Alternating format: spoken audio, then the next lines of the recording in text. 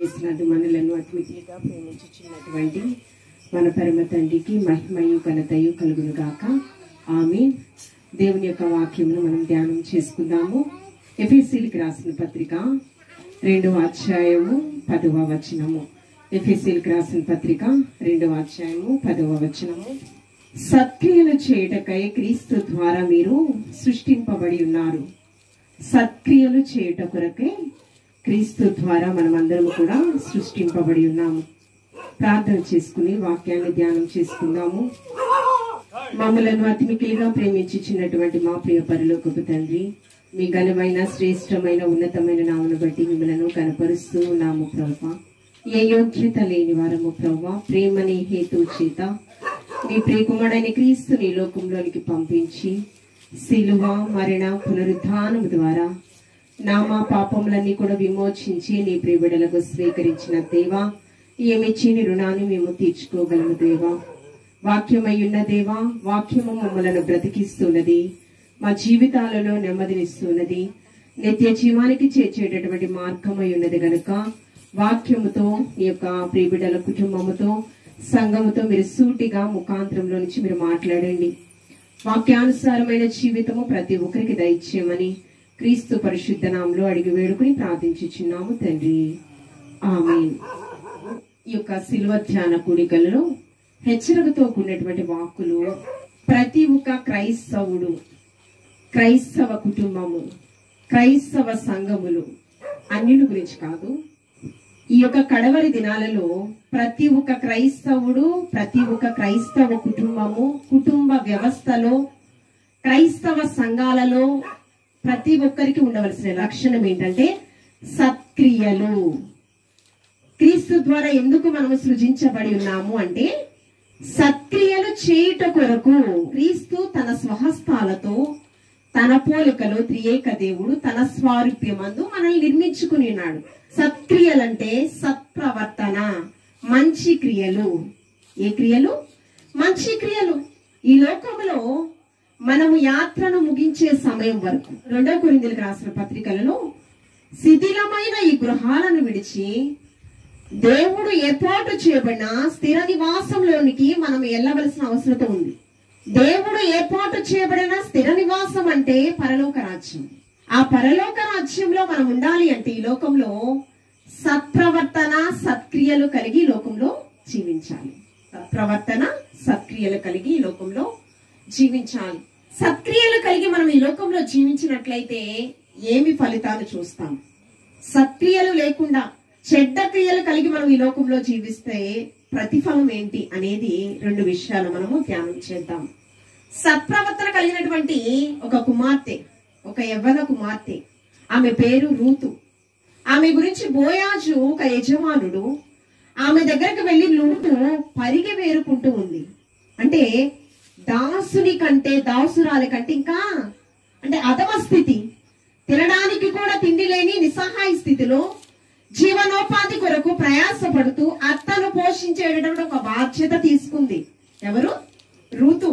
ఆమె గురించి మాట్లాడుతూ ఉన్నాడు పరిశుద్ధాత్మ దేవుడు. రూతు గ్రంథము 3వ అధ్యాయము 10వ వచనము. రూతు గ్రంథము 3వ అధ్యాయం 10వ వచనం. కుమారి, యెహోవా చేత నీవు దీవెన నొందిన దానవు. ఎవరి చేత అండి? యెహోవా చేత. యెహోవా ద్వారము తెరవగా మూయదగిన వాడెవడు? పరలోకం నుంచి మొదటి సంఘం ఒక నిర్మించబడింది, ఆయన పోలికలు, ఆయన స్వారూప్యమందు. మొదటి సంఘమే ఎవరండి? ఆదాము అవ్వలు. మొదటి సంఘం. ఎక్కడ 2-3 కూడి నా నామమున ఉంటారో వారి మధ్య నేను ఉంటానని వాగ్దానం ఇచ్చాడు. మొదటి సంఘము ఏదేను తోటలో స్థాపించబడింది. ఆ యొక్క మొదటి సంఘాన్ని త్రియేక దేవుడు పరలోకం నుంచి మీరు ఫలించాలి, అభివృద్ధి పొందాలి, విస్తరించాలి, భూమిని మీరు స్వతంత్రించుకోవాలని ఆశీర్వాద వచనాలు ఎక్కడి నుంచి పలికాడో తెలుసా? పరలోకం నుంచి కదా. ఈమె గురించి మాట్లాడుతూ ఉన్నాడు, యెహోవా చేత నీవు దీవెన నొందిన దానవు. మనం ఈ లోకంలో మనుష్యుల చేత ప్రశంసలు పొందుకుంటే, మనుషుల చేత ఏదైనా బహుమానం పొందుకుంటే అది శాశ్వత కాలము నిలవదండి. యెహోవా చేత దీవెన నొందితే అది మన మరణ పర్యాంతం వరకు మనతోనే ఉంటుంది. అది మన నుంచి ఎవ్వరు కూడా వేరు చేయరు. ఈమె గురించి ఒక యజమానుడు సాక్ష్యం ఇస్తూ ఉన్నాడు. పరిగె వేరుకోవడానికి వెళ్ళినటువంటి కుమార్తె గురించి సాక్ష్యం ఇస్తూ ఉన్నాడు. ఏమని మాట్లాడుతున్నాడు? యెహోవా చేత నీవు దీవెన నొందిన దానవు.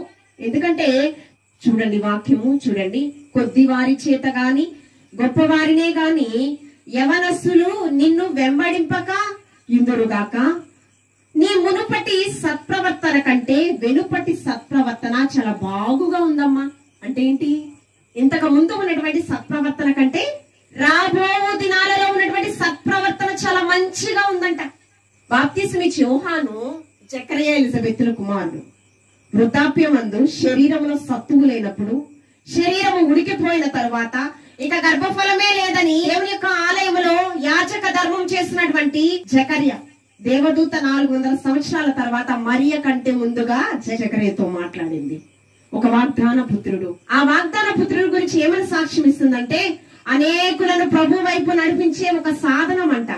ఆ సాధనం ఎలాంటి వ్యక్తి అంటే పాపాన్ని అసహించుకునేటటువంటి వ్యక్తి. నేను దినాన్ని చెప్పాను, ఈ లోకంలో పాపాన్ని అసహించుకునేటటువంటి వాడే నిజమైన క్రైస్తవుడు. పాపం చేసేవాడి కంటే పాపాన్ని చూస్తూ ప్రోత్సాహపరిచేటటువంటి వాడిదే ఎక్కువ పాపం. పాపం చూస్తూ ఉన్నప్పుడు కూడా నువ్వు చెల్లించకుండా, వారిని హెచ్చరించకుండా నువ్వు ఉంటే అదే నిజమైన తప్పు. యేసుక్రీస్తు ప్రభువారి గురించి పరిచయం చేస్తూ, సర్ప సంతానమా, రాబో ఉగ్రతల గురించి మీకు బుద్ధి చెప్పువాడేవాడు, మారు మనసుకు తగిన ఫలాలు మీరు పొందండి, లేకపోతే ఇప్పుడే గొడ్డలి వేరున ఉంచబడింది, ఫలించని ప్రతి చెట్టు నరికి అగ్నిగుండంలో వేయబడుచుందంటే చాలా మంది ఆ యెషయా ప్రవచనాన్ని విన్న తరువాత మారు మనసు పొందారు. కొంతమంది వారికి నీటితో బాప్తిసం ఇస్తూ ఉన్నాడు. నీటితో బాప్తిసం ఇస్తూ, బాప్తిసమిచ్చి యోహాను నా వెనక వచ్చేవాడు నాకంటే గొప్ప వ్యక్తి, నేను నీటితో మీకు బాప్తిసం ఇస్తూ ఉన్నాను, నా వెనక వచ్చేవాడు పరిశుద్ధాత్మ అగ్నితోనూ మీకు బాప్తిసం ఇస్తున్నాడు. ఈమె గురించి సాక్ష్యం ఇస్తూ ఉన్నాడు. ఏమైనా సాక్ష్యం ఇస్తూ ఉన్నాడంటే, యజమానుడు నీ మునుపటి సత్ప్రవర్తన కంటే వెనుకటి సత్ప్రవర్తన చాలా బాగుగా ఉందమ్మా. ఆమె గురించి ఆలోచన చేసినట్లయితే, నయోమి అనగా మారా, చేదని అర్థం. ఆమె బెత్లెహేము ప్రాంతం నుంచి మోయాబు దేశానికి వెళ్ళిపోయింది. బెత్లెహేము రొట్టెల గృహం. బెత్లెహేము అనగా ఆశీర్వాదకరమైన స్థలం. అది దేవుడు ఆశీర్వదింపబడిన స్థలం. అది రొట్టెల గృహము. అక్కడంట కొద్ది దినాలు కరువు అంట. కొద్ది దినాలే కరువు. దేవాతి దేవుడు వారి యొక్క విశ్వాస్యతను పరిశీలిస్తూ ఉన్నాడు. ఆ విశ్వాస్యతలో నిలబడలేక ఎక్కడికి వెళ్ళిపోయింది? మోయాబు దేశానికి వెళ్ళిపోయింది నయోమి. ఎవరిని తీసుకుని వెళ్ళిపోయిందంటే భర్తను, బిడ్డల్ని తీసుకుని వెళ్ళిపోయింది. వెళ్ళడమే కాదు, అన్య స్త్రీలనిచ్చి, కుమార్తెలనిచ్చి వివాహం చేసింది. 2 కుమారులకు వివాహం చేసిన తర్వాత కష్టమని తాళలేక పారిపోయింది. తీరని నష్టాన్ని పూడ్చుకోలేని నష్టాన్ని, కష్టం బెటరా నష్టం బెటరా చెప్పండి? కష్టం అంటే శరీరంలో సత్తు ఉన్నంత కాలం సంపాదించుకోగలం. నష్టమే జరిగితే, మనకి ఇక అవయవాలే లేకపోతే, మనమే లేకపోతే ఈ భూమి మీద సంపాదించుకోగలమా? భర్తను కోల్పోయింది. తినడానికి తిండి కోసం ఎక్కడికి వెళ్ళింది? అన్య స్థలానికి వెళ్ళింది. భర్తను కోల్పోయింది. బిడ్డలు, భర్త తిరిగి వస్తాడా? బిడ్డలు తిరిగి వస్తారా? కానీ యవ్వన కుమార్తెలను హెచ్చరిస్తుంది, అమ్మా నేను మరలా బిడ్డల్ని కనలేను, మీరు వెళ్ళిపోయి. అక్కడ అత్త పాత్ర కంటే తల్లి పాత్ర పోషిస్తుంది. ఏంటండి? నేటి దినాలలో ఇటువంటి అత్తలు ఉండాలండి. అమ్మా నా కొడుకు బాగా చూసుకుంటున్నాడా? నా కొడుకు వల్ల నీకేమి సమస్య లేదు కదా? నీవు యేసుక్రీస్తు ప్రభువారి ప్రేమ అనే హేతువు చేత మాత్రం ఇక్కడికి వచ్చారు. మిమ్మల్ని నమ్మి తన పుట్టినింటి వారిని విడిచిపెట్టి, మీరంటే వారికి ఏమీ తెలియదు, మీరు ఎలా చూసుకుంటారో తెలియదు. రానున్న దినాలలో ఒక నమ్మకం అనే బాంధవ్యం మీదే పరిశుద్ధ వివాహము జతపరచబడింది. దేని మీద? నువ్వు ఎలా చూసుకుంటావో తెలియదు, కానీ నమ్మింది, నిన్ను వివాహం చేసుకుంది. ఆ వివాహ బంధంలో చేసేటటువంటి వాగ్దానాలు నువ్వు మరణ పర్యాంతం వరకు నెరవేర్చాలి కదా. ఈమె అత్తగా, అమ్మా కుమారుడు చనిపోయాడు, నువ్వు నీ తల్లిదండ్రులకు వెళ్ళిపో. కానీ ఈమె అన్య స్త్రీయే, కానీ త్రియేక దేవుని గురించి ఏమీ తెలియదు కదా. ఆ నోట ఈ నోట వింది. కొద్ది కాలములోనే నయోమి దగ్గర త్రియేక దేవుని మాటలు నేర్చుకుందండి. ఎవరి మాటలు? ముసలమ్మ ముచ్చట్లు, సరసోక్తులు, ఇచ్చకపు మాటలు, లోక సంబంధమైన జగడములు, ఇచ్చేటటువంటి మాటలు మాట్లాడలేదండి నయోమి. ఉన్న కొద్ది కాలములో ఆమె ప్రవర్తన తల్లి ప్రవర్తన కంటే మించిన ప్రవర్తనగా ఉంది. అందుకని ఆమె విడిచి వెళ్ళపెట్టలేకపోయింది. చిన్న వయసు, మళ్ళీ వివాహం చేసుకోవచ్చు కదా. నీ జనమే నా జనము, నిన్ను ఎక్కడ పాతి పెడితే అక్కడే నన్ను, మరణము తప్ప ఏది కూడా నిన్ను నన్ను విడదీయడానికి వీల్లేదండి కదా. అత్తగా నీవు, తల్లిగా నువ్వు పాత్ర పోషిస్తే నిజంగా నీ కోడలు నీకు అమ్మగా నిన్ను, నిజంగా నీకు ఒక 10 సంవత్సరాలు తర్వాత కుమారుడు పుట్టుంటాడు, అవునా? పోనీ 20 సంవత్సరాల తర్వాత కుమారుడు పుట్టుంటాడు. మరలా అతనికి వివాహం అయ్యే సమయం ఎప్పటి వరకు అండి?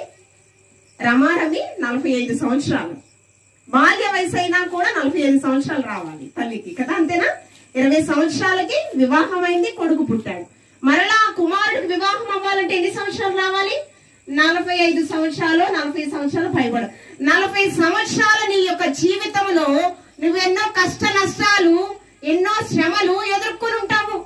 నీకే జీవితం గురించి ఒక అనుభవం ఉంది. నీ కోడలకి ఏం అనుభవం ఉంటది? లేదు కదా. అనుభవం అంతా నీకే ఉంది. ఈ అనుభవం గురించి నువ్వు ఎవరికి చెప్పాలి? కోడలుగా వచ్చినటువంటి నీ కుమార్తెకు నువ్వు చెప్పాలి, బోధించాలి. బోధించింది కనుకనే ఆమెను విడిచి ఓర్పా అయితే వెళ్ళిపోయింది, కానీ ఈమెయితే వెళ్ళలేదండి, హత్తుకుంది కదా. ఆ విధవరాలకి తోడుగా ఉంది, నిలిచింది. అందుకని ఆమె ప్రవర్తన ఎవరు అనుకరిస్తూ ఉన్నాడంట? దూరపు బంధువైనటువంటి బోయాజు పొలంలోనికే నీవు వెళ్ళి పరిగే ఏరుకోమ్మా, ఇంకెక్కడికి నీవు వెళ్ళొద్దు. ఎందుకంటే బోయాజు ఒక యవనస్తుడు, ఒక మంచి సాక్ష్యము కలిగినటువంటి వ్యక్తి. ఈ దినాలలో యవన కుమారులు, యవన కుమార్తెలు ఎవరైనా కావచ్చు, మన తోటి బిడ్డలను గౌరవించేటటువంటి క్రమశిక్షణ మనం బిడ్డలకి నేర్పించాలి. అది మన బిడ్డలే కాకపోవచ్చు, బయట వారు ఎవరైనా కూడా ఒక క్రమశిక్షణ, వారిని సన్మానించేటటువంటి లక్షణం ఏది విత్తితే అదే మనం పంటకు వస్తాం, అవునా కదా. అందుకే బోయాజు మంచివాడని తన యవన కాలం అంతా దేని చేత తమ నడకను సరి చేసుకుందరు? దేవుని యొక్క వాక్యం చేతనే కదా.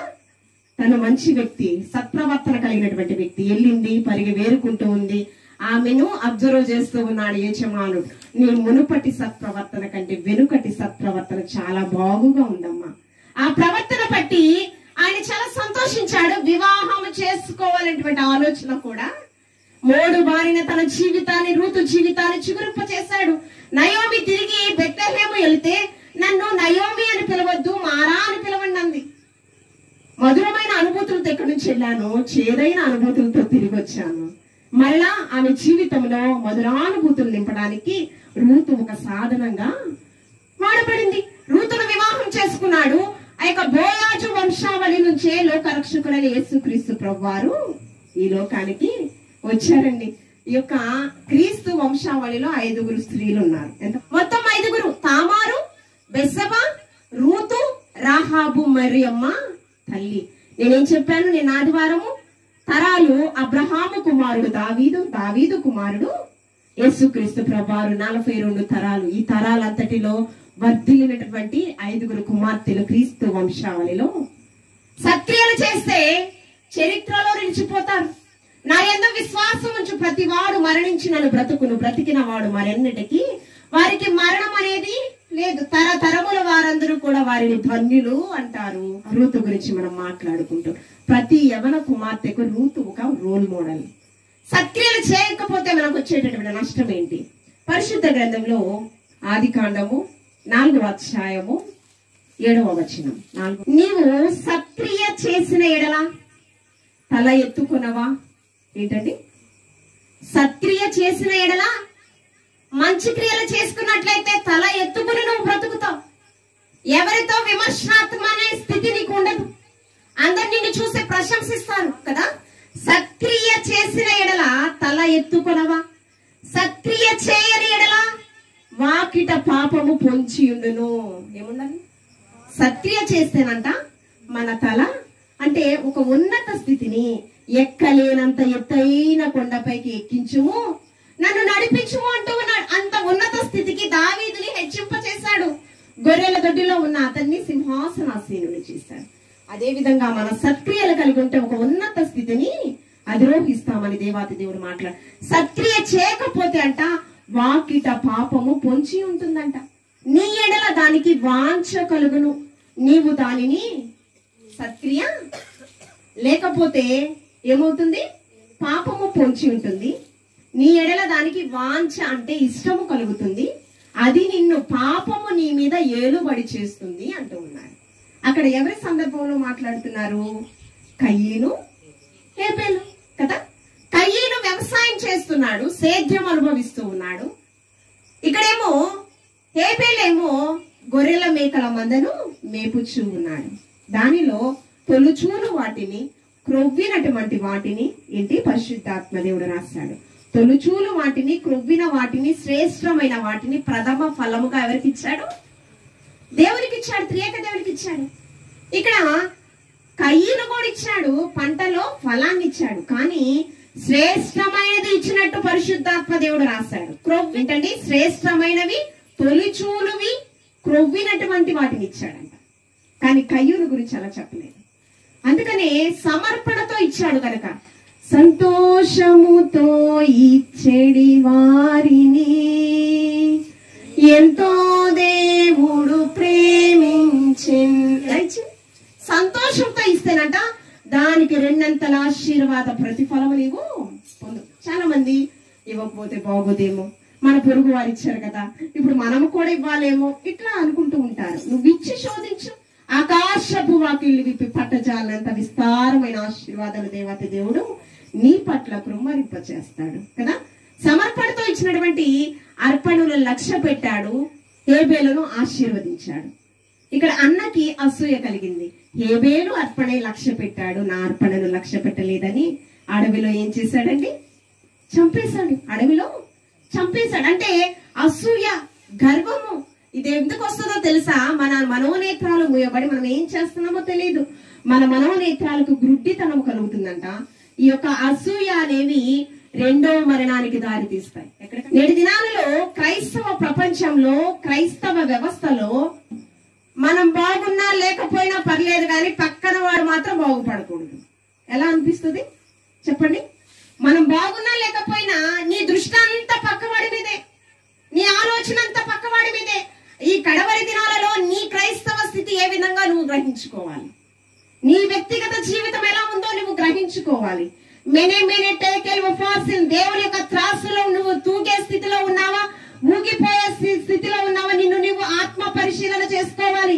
ఒక వ్యక్తి గురించి నువ్వు మాట్లాడే అధికారం లేదు, తీర్పు తీర్చే అధికారం. ఎందుకంటే కడవరి దినం భయంకరంగా ఉందండి. అందుకే దినములు చెడ్డవి గనుక సమయమును పోనీయక అజ్ఞానుల వలె కాక నీ సమయాన్ని నువ్వు జాగ్రత్త చేసుకో. దేనికి జాగ్రత్త చేసుకోవాలో తెలుసా? నీ భర్త, నీ బిడ్డలు, నీ కుటుంబము పరలోక రాజ్యంకి వెళ్ళాలని. దేని కొరకు? మిగతా వారి సంగతి ఏంటో నీకు తెలియదు, నీ సంగతి ఏంటో నువ్వు చూసుకో, నీ జీవితం ఏంటో నువ్వు చూసుకో. ఈ కడవరి దినాల్లో ఒకరి గురించి మనం ఆలోచించే పరిస్థితి లేదండి.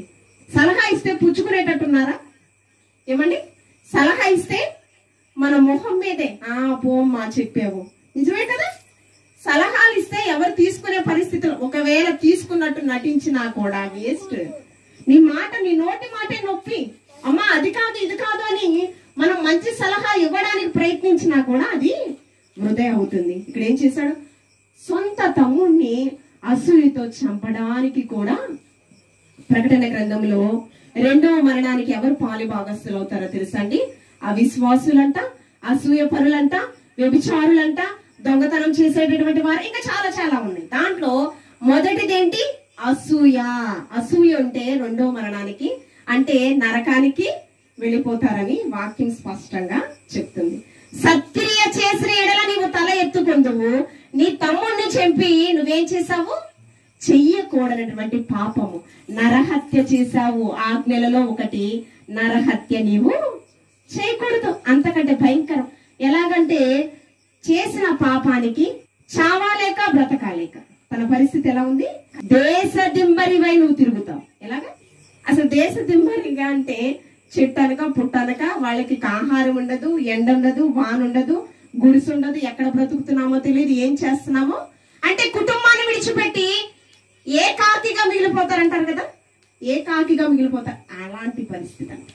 అమ్మో నా పాప భారం నేను మొయ్యలేనంతగా ఉందయ్యా అంటూ ఉన్నాడు కయ్యేను. నేనేం చెప్పాను? అదే ఉంది పరిశుద్ధ గ్రంథంలో. నా పాప భారము నేను మొయ్యలేనంత అంతగా ఉంది, నన్ను క్షమించు, క్షమించాలి, నా క్షమాపణ. అందుకనే మనం ఏం చేయాలో తెలుసా? మన తోటి సహోదరుని గౌరవించుకోవాలి, సమాధాన పడాలి, వీలైతే నీకు తోచిన సాయం చేయి. ఎప్పటికీ కూడా మనం పొరుగు వాని కనుదృష్టిలోకి వెళ్ళొద్దు. ఏమవ్వద్దు? పొరుగువాని కను దృష్టిలోకి వెళ్ళేలా మన బిడ్డలను పెంచొద్దు. పొరుగువాని కను దృష్టి, నిజమే, నేత్రాస ఖచ్చితంగా ఉందండి. ఈ లోకంలో ఉన్నవన్నీ మూడేనంట. ఏమున్నాయి? శరీరాస, నేత్రాస, జీవడము. ఎవరి కను దృష్టిలో మన బిడ్డలు వెళ్లకుండా, మన కుటుంబం వెళ్లకుండా మనం చాలా జాగ్రత్తగా ఉండాలి. కాబట్టి ఇందాకేం చెప్పాను? సత్క్రియలు చేయట కొరకే మూలవాక్యం ఏంటి? క్రీస్తు ద్వారా మనం ఈ లోకంలోనికి సృజింపబడి ఉన్నాం. సత్క్రియ చేసినటువంటి రూతు తన జీవితము తరతరముల వారు ఆమెను ధన్యురాలు అంటున్నారు. యెహోవా చేత ఆమె దీవెన నొందినది. సత్క్రియ చేయనటువంటి కయ్యేను దేశ దింబరిగా భయంకరమైన జీవితము, దేవుని యొక్క కోపానికి పాత్రుడైపోయాడు. కాబట్టి మనం సత్క్రియలు చేస్తూ ఈ లోకంలో. చివరిగా ఒక వాక్యము, మత్తయి సువార్త 5వ అధ్యాయము 16వ వచనం. మనుషులు మీ సత్క్రియలను చూచి పరలోకమందున్న మీ తండ్రి మహిమపరచాలి, వారి ఎదుట మీ వెలుగును ప్రకాశింపనీయుడి. ఏంటి? మనుషుల ఎదుట మన సత్క్రియలను చూసంట పరలోకమందున్న తండ్రికి మహిమ, ఘనత, ప్రభావం, ఆయనకే మహిమ కలిగితే నిజంగా నీ కుటుంబం అంతా కూడా ఏదేను తోటవలే, మరి నీరు కట్టే తోటవలే బహుగా ఫలింపచేస్తాడు. కాబట్టి మనము సత్క్రియలు చేసేవారంగా, మంచి క్రియలు చేసేవారంగా మనం ఉంటూ దేవాది దేవుణ్ణి సంతోషపెట్టే, మహిమపరిచే విధంగా మన జీవితాలు కొనసాగుతూ మన బిడ్డలకు, కుటుంబానికి ఆశీర్వాదము, మన ఇరుగు పొరుగు వారికి ఆశీర్వాదం, మన గ్రామానికి ఆశీర్వాదము, మనకి ఎవరైతే ఉన్నారో ఆప్తులు వారందరికీ కూడా ఆశీర్వాదకరంగా వెలుగు జ్యోతుల వలె ప్రకాశించే వారంగా మన జీవితం ఉండాలని దేవాది దేవుడి మాటలు మనందరి వెనుకల్లో బహుగా ఫలించి ఆశీర్వదించును గాక. ఆమేన్. ముగింపు ప్రార్థన ఆశీర్వాదంతో ముగించుకున్నాం. ప్రేమ నమ్మకం కలిగిన మా కన్న తండ్రి, స్తుతులకు పాత్రుడా, స్తోత్రాహుడా, మా గొప్ప దేవా, నీకు వందనాలు. మొవ్వా హరీష్ బ్రదర్ తన యొక్క భార్యను, అపర్ణ సిస్టర్ని మీరు దీవించండి. వారి చేతుల కష్టార్జితాన్ని మీరు నూరంతలుగా ఫలింపచేయండి. ఇచ్చినటువంటి ముగ్గురు బిడ్డలు మనోజ, మనోజ్ఞ, మ్యాచ్ని బట్టి ప్రార్థిస్తూ ఉన్నాను. నీ చిత్తమే సిద్ధించును గాక. ఆ బిడ్డలు మీరు దీవించండి. మ్యాచ్ ప్రభువా నడిచేటటువంటి కృపను దయచేయండి. ఆశ్చర్యకరుడా, తన శరీరంలో అణువణువును మీరు తాకండి. రక్త ప్రోక్షణ తన శక్తి చేత, బలము చేత కుమారుడు మీరు తాకి దీర్ఘాయువుని, తన పనులు తను చేసుకునే సామర్థ్యము, ఈ గ్రామంలో నీ సాక్ష్యాన్ని వెదజల్లండి. పసిపిల్లలు, కల్మషం లేని హృదయాలు, ఇలాంటి వారిదే పరలోక రాజ్యం అని సెలవిస్తున్న దేవా, ఆ కుమారుడు మీరు తాకండి. ప్రభువా నీకు స్తోత్రము. ఈ కుటుంబంలో శాంతి, సమాధానము, సమృద్ధితో నింపండి. సంఘమంతటిని బట్టి ప్రార్థిస్తూ ఉన్నాను. ప్రతి ఒక్క కుటుంబాన్ని మీరు దర్శించండి ప్రభా. సంఘంలో ఉన్న ప్రతి ఒక్క కుటుంబంపై క్షేమాభివృద్ధిని దయచేయండి ప్రభా. నీ సన్నిధి ప్రత్యక్షత ప్రతి ఒక్క అనుభవించులాగన ప్రతి ఒక్క కుటుంబంలో శాంతి, సమాధానము, నిత్య సుఖములు, శాశ్వతమైన ఆనందము ప్రభా దయచేయమని అడుగుచూ ఉన్నాను. ఈ కడవరి దినాలలో ఆత్మీయ మేల్కొల్పును దయచేయండి ప్రభా. ఆత్మలో తృష్ణ, విశ్వాసతలో చిగురింప చేయండి ప్రభా. నీకు స్తోత్రము. లోకస్తుల వలె జీవించకుండా ప్రభా, అన్యుల వలె యోచన చేయకుండా నీతిని, రాజ్యాన్ని వెతికే వరుసలో ప్రతి ఒక్కరిని మీరు ఆయత్తపరచండి. మారు మనస్సు, పాప క్షమాపణ, పశ్చాత్తాపం కలిగిన హృదయాలు, ఈ సిలువ మా కొరకు మా జీవితాలలో గొప్ప విలువను తీసుకుని వచ్చింది. ఏ యోగ్యతలని మా జీవితాలలో ఈ సిలువ గొప్ప విలువను తీసుకుని వచ్చింది ప్రభా. నీ త్యాగమును తలపోసుకుంటూ మరణ పర్యాంతం వరకు కూడా కృతజ్ఞత గల వారమే సంఘమంతా జీవించినట్లు నీ వాక్యముతో ప్రేరేపించండి, పురుకొల్పండి. హరీష్ బ్రదర్ యొక్క తల్లిదండ్రులు మీరు దీవించండి, వారి కుటుంబాన్ని దీవించండి. ఆరాధనకు వచ్చినటువంటి బంధుమిత్రాదులను, సంఘమును అందరినీ మీరు దీవించి ఆశీర్వదింపచేసి భూ సంబంధమైన, పరలోక సంబంధమైన ఆశీర్వాదాలకు యోగ్యులుగా మీరు ఎంచమని క్రీస్తు పరిశుద్ధ నామములో అడిగి వేడుకుని ప్రార్థించుచున్నాము తండ్రి. ఆమేన్. పరలోకమందున మా తండ్రి, నీ నామము పరిశుద్ధపరచబడును గాక. నీ రాజ్యము మాకు వచ్చును గాక. నీ చిత్తం పరలోకమందు నెరవేర్చినట్లు భూమి యందును నెరవేరును గాక. మాకు కావలసిన ఆహారం నేడు మాకు దయచేయము. మా రుణస్సులు మేము క్షమించుచున్న ప్రకారము మా రుణములు క్షమించము. మమ్మలను శోధన కీడి నుంచి తప్పించుము. ఎందుకంటే రాజ్యము, బలము, మహిమ నిరంతరం నీవైనావు తండ్రి. ఆమె తండ్రి, కుమార, పరిశుద్ధాత్మ త్రియేక దేవుని మెండు దీవెనలు ఇప్పుడు ఎల్లప్పుడు సదాకాలము హరీష్ బ్రదర్ కి, తన భార్యకి, ఇచ్చిన బిడ్డలకు, తన తల్లిదండ్రులకు, తన కుటుంబంలో ఉన్న ప్రతి ఒక్కరికి, ఈ యొక్క ఆరాధనలో పాలిభాగస్తులైనటువంటి సంఘమంతటికి, బంధుమిత్రాదులందరికీ, సంఘమంతటికి సదాకాలం నిలిచి తోడైండును కాక. ఆమేన్. ఆమేన్. అందరి హృదయపూర్వకంగా